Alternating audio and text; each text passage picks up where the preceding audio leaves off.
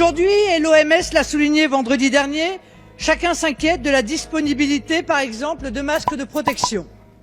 Effet de la mondialisation, 80% de la production est en Chine et à Taïwan.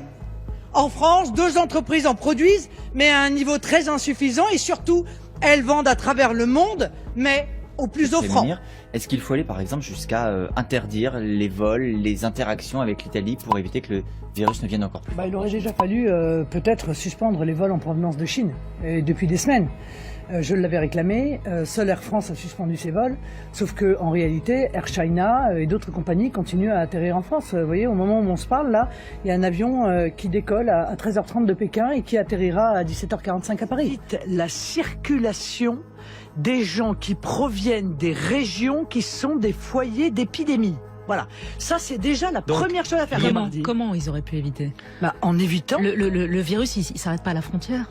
Non mais, pardon, les virus s'arrêtent pas à la frontière, mais les gens qui portent les virus, ils peuvent être arrêtés à la frontière. Enfin, je veux dire, faut juste faire preuve de bon sens. Mais quand ce soir, il y a un match à Lyon, Lyon-Juventus, il y a 3000 supporters italiens qui sont attendus ce soir à Lyon. Est-ce qu'il faut annuler le match? Est-ce qu'il faut interdire à ces 3000 supporters de venir en France? Qu'est-ce que vous feriez? Je crois qu'il n'est pas raisonnable, encore une fois, de les accueillir et que nous sommes encore confrontés là à une incohérence de la part du gouvernement. Je veux dire, soit on considère qu'il y a un foyer et qu'il faut éviter toute circulation de gens qui pourraient être porteurs du coronavirus, soit on ne le considère pas. Mais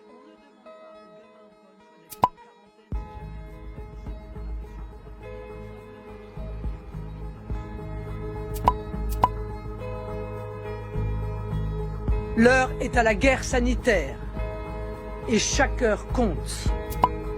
Nous sommes clairement engagés dans une course contre la montre dont la santé et la vie de nombre de nos compatriotes dépend.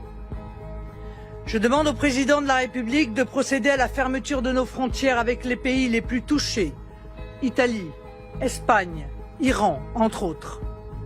De fermer les plateformes aéroportuaires à l'exception des liaisons avec nos territoires d'outre-mer et celles permettant le rapatriement de nos compatriotes de l'étranger.